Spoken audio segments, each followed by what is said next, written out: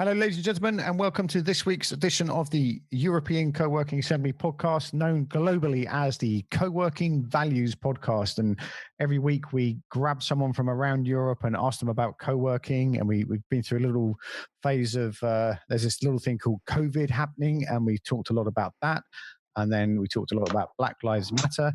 And the topic that's come up in all our people replying to our emails and chatting in calls, things like that, is about local co-working. So if you're one of the lucky people that receives our weekly newsletter, and you can sign up at that our website, we put out requests to say, who knows anyone who does local co-working?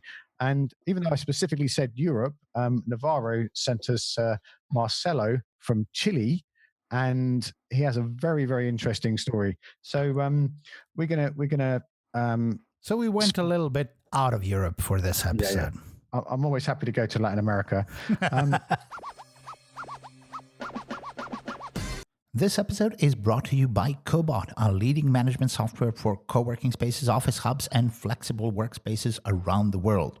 One of the best things about Cobot is that it is produced by people who manage a co-working space and know the ins and outs of the main problems and issues bugging co-working managers. So if you want more time for your coworkers and community, check out Cobot at cobot.me and take your coworking management to the next level. So just before we kick off and introduce our guests, what's going on in Subotica? Oh, nothing much. Thank you for recognizing your co-host, Bernie. So it doesn't happen. So you got used to in these past few episodes doing things alone with self-isolation and stuff like that. But as you said, we went a little bit offbeat from Europe this episode, and to hear some interesting stories. In other news, nothing else is happening. A little bit of COVID, a little bit of revolution, as it should be in any. I'm not even going to say is it a first world, second world, third world country. I have no idea where we are from right now. We're all in it together. So my prime minister keeps telling us. So Marcelo, what? Just tell us a little bit about what you're known for in Chile, and what would you like to be known for in Chile? Thank you very much. Well, actually in Chile, I'm the national president of the Association of Coworking. It's called Chile Cowork, and we are making that Chile can establish many companies from all the world.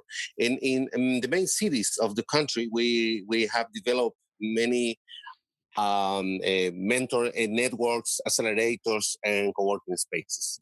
That's that's the thing I want to.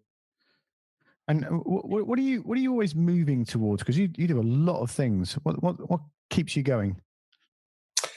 Well, we need to communicate to the world that Chile is still a stable country. So it's an open economy, and actually, in the pandemic times, we are making our process events and communications digitally, like you. So the digitalization, it's the main thing.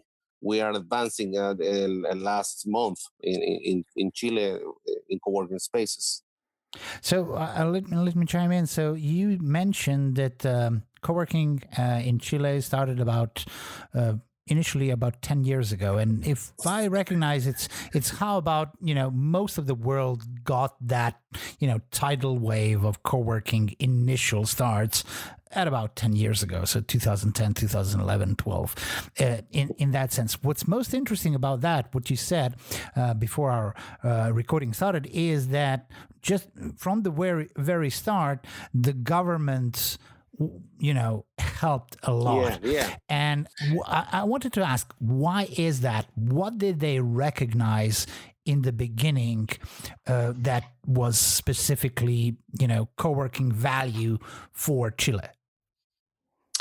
Yes, thank you for the question. In Chile, 10 years ago, started the co-working movement, the main spaces. So in Chile, the government, not the actual one, the previous government and the actual stay with that, uh, recognized the need to develop regional economies, new economies in all the countries. So they supported with the private business people like me, for instance, and many other persons, supported the establishment of co-working spaces. So that was the reason we started very close with the public sector in local region, local cities.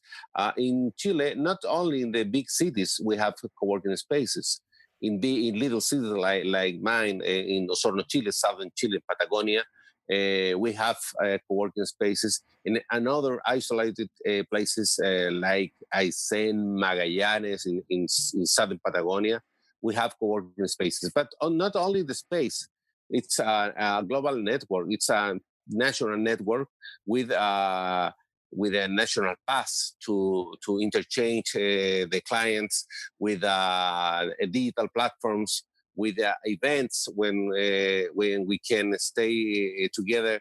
We make events with friends of co-working movement from Latin America and Europe, of course, and we are in the war focus. We are developing new business in a economy at the end of war in Chile. We say globally and digital.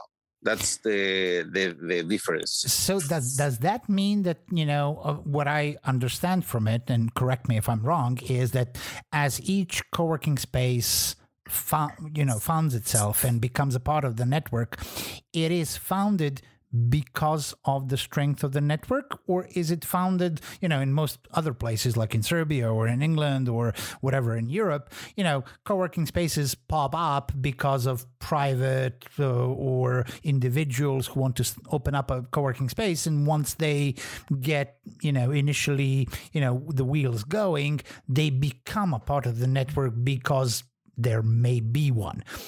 I hear from what you're saying that in Chile, somehow the network organizes and kind of works towards opening, co-working spaces in local communities, in smaller cities, as in bigger cities. Yeah, the co-working spaces was private founded first. Mm-hmm. And that's but it was funded, but by persons, but small business administrations, and by local persons like me. I'm a businessman from a local regional from Chile. I walk.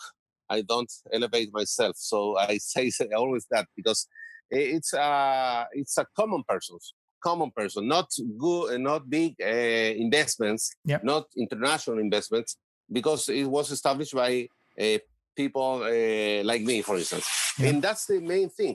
That's the main thing, because we have in our hands a new business, new structure, new phenomenon, and we communicate with another persons in the cities to know each other, to know the best practice, what things didn't result, and other things like that. And that's the reason we established later, in 1 year later, we met each other, a national association.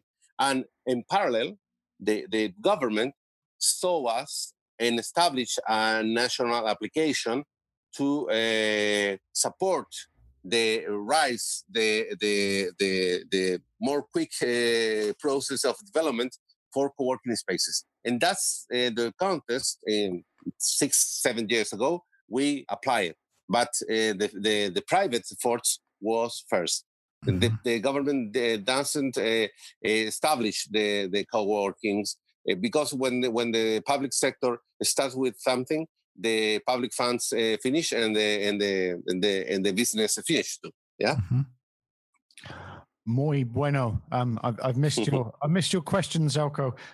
So Marcelo, I've got so many things to ask. So I'm going to go with this first. What was interesting? I mean, obviously we know, but what was really interesting for the government to come and get involved with you? Why were they motivated to come and say, hello, we'll come and support you? What was in it for them? Yeah. That's a very interesting thing in Chile, because in Chile we don't have the high movement of persons, capitals, and business. We are at the end of the world, as we say. It's near Argentina, in southern Chile, for instance, and we have like in tourism. I work in tourism too, and Chile has high value, high category of experience in tourism. That's the similar thing in business. We have few persons in Chile. We don't have a visibility, high visibility in Chile. So that's the reason the government, when established 10 years ago, the first public accelerator in Latin America, it's called Startup Chile, they invest to attract capitals and minds and business to Chile. The similar reason was behind the reason of the government to support private owners of co-working spaces, to attract persons, experts, businessmen, business people from the world. That's the reason we established networks with Mark Navarro, for instance, with a person from Brazil, from another places. And that's the reason, that's the main reason. They trust in us, and we are developing our support for public efforts in each city of the country. We are part of judges for universities contests, pitch, public projects, new integration with the students, and things like that. It's not only business. It's a reason to be in each city of the country. Each person we have in our association has a proposal with his own community. And how does a co-working space, other than for a desk to go and do your work at, can you give some examples of how a co-working space contributes to the local community? And part of my question is that there's more. We've seen the reason for this series podcast we're about to go on is that people are going to stop traveling into cities, and that's what people think will happen. So this kind of rural, local co-working and people staying in their local communities is what we hope will happen, and what people smarter than us think will happen. So how does that co-working space help a city with like 100,000 people in it? Thank you. Well, the main thing we make in each city is to change the mind, change the way to make business, to trust in each other, to adopt new technology, to contact in the world, because we are very far away from any other places on earth in Chile. We develop our mind, our education, our business people, and our politicians looking ourselves in Chile, a business in Chile to sell for my country or for my city only, not to export, not to attract talent, not to connect with an international network. That's not natural for Chilean people. So the main thing we adopt in our local ecosystems of innovation and entrepreneurship, it's to say, hey, we made this, we know this person, we offer, if you go, like happened to Russia or to Spain, and you need to publish a formal offer of a soft landing in Osorno, I make this. So that's things that for another persons in my city looks like, wow, it's incredible. I'm making in 5 years ago, so that's not natural for the persons in a faraway far country like Chile. That's the main thing we change, and that's the reason we say that we support our local ecosystems. Okay, when we talk about co-working spaces in not only the big cities but also all around the country, what do you see as the users of those spaces? So, who are the people that are mostly drawn to it? Are there entrepreneurs, or is it a program that people need to sign up to get into the space, and it's a sort of an incubator, or is it startups? Is it IT? Is it freelancers? Who are the people that use the co-working spaces? All you name it, because it depends of the city, depends of the size of the co-working space, and depends of the company itself. So in Santiago, for instance, we have partners in Santiago, the association, as our national association has in 25 cities of Chile. Mm-hmm. In Santiago, for instance, you have big companies that contract on big surface and for many persons that work for a big company. In other terms, in intermediate cities, like Concepcion, for instance, in Santiago, they are local companies with a big support, with many employees, and are looking for reduce the cost. And to establish a new network, maybe to find some new business. And I have, for instance, in my co-working space in Osorno, I have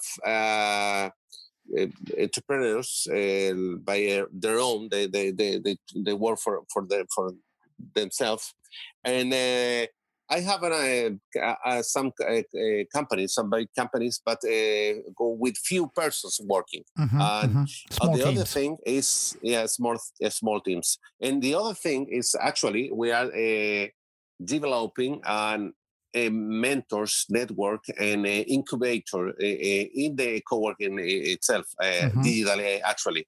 And we have a project, a plan for 3 years, and many of our partners have plans for 3 years to develop incubation and mentoring in our city. That accompanies that complements our offer. So mm-hmm. that's the things we are making now, and we're hoping to make some new business for local persons with another persons in from the co-working spaces of our network.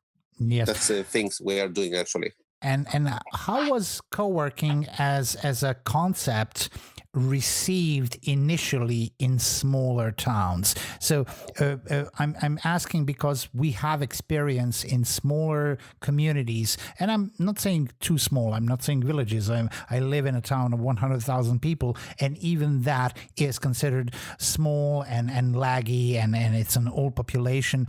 And we had like 5 years of until we basically taught people what co-working is and what can you do, and whether it's for you. So how was it received by the smaller environment communities?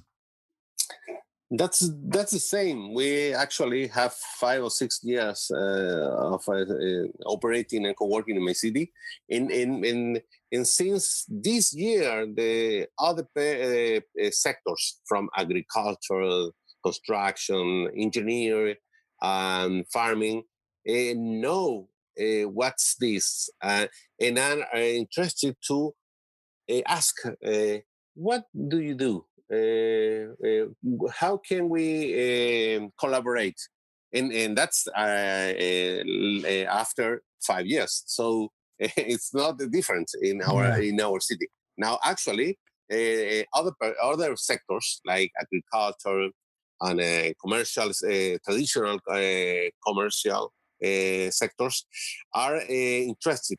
What things are we doing? What did we do in the past years? What our plans? Can we make something together? But this is after 5 years. It's the same. It's the same in the world. The person needs time to trust, to know that it's serious. This is they are established. They are grown up. But that's years process.